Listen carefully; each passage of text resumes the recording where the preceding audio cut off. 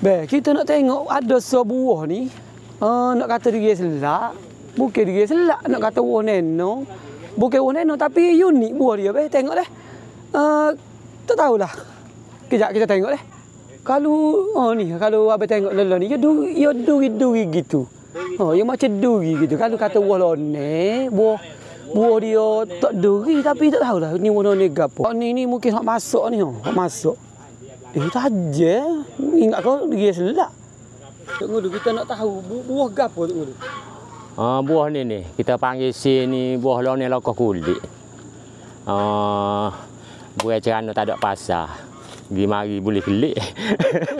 Tak nak pergi Kedah.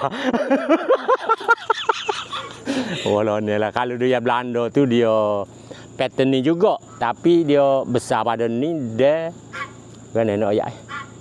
Duri dia pendek sikit pada ni. Tidak tajam bunyi duri. Tapi sepo janggut ni. Dia lembut. Nampak macam duri tapi tidak duri. Masuk dah tu? Masuk lah ni. Boleh lah nak terang. Tuai dia. Kita dah tuai dia. Ya. Boleh ambil lalu dah. Kita repis lalu. Kita dah tuai dia. Kita belah buah dia. Tengok. Jadi si dia. Terus sikit. Bismillahirrahmanirrahim.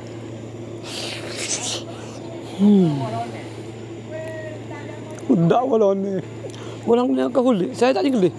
Dia dui gitu. Tapi rasa dia sedap. Serius. First time ni, sebaik saya mari sini. Baik. Terima kasih.